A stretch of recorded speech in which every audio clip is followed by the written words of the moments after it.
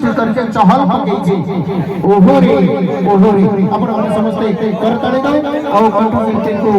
आमंत्रण करमा बचाना जैसे असिति ताकर सुंदर गीत परिवेशन करबे ओहोरे ओहोरे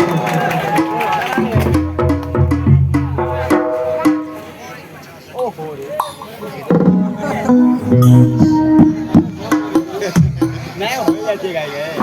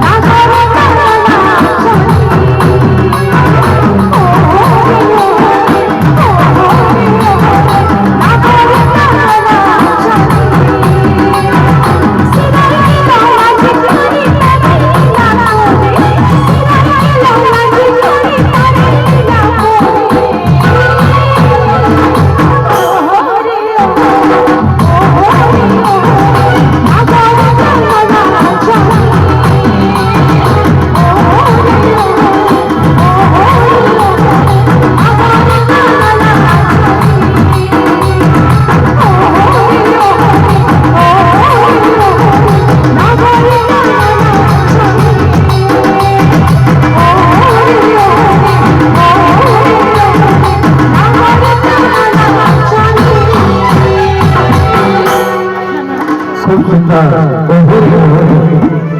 गीतटा समस्त को निहाती भाव भल लगे भाई मैंने करताली भी देलन आउ सेतिर भितरे सुमन मोहे एवं वसुदेव कहे से संगीत के आहुरी भल भाव निरीक्षण करी सुनी और आत्मीकरण भी करी और महाप्रभु श्री जगन्नाथ एक सह कोटि कैबल्य कंठशिल्पी को प्रदान करी महाप्रभु श्री जगन्नाथ उत्तरोत्तर उन्नति करूँ सपरिवार सुख शांति समृद्धि कालानुपात करूँ ये आत्मा निवेदन सहित हमें परवर्ती आमंत्रण करूँ कंठशिल्पी महेश रंजन को बंधुगण आपण मानकर अनेक अनुरोध गीत अच्छी आम सब गीत गाइबू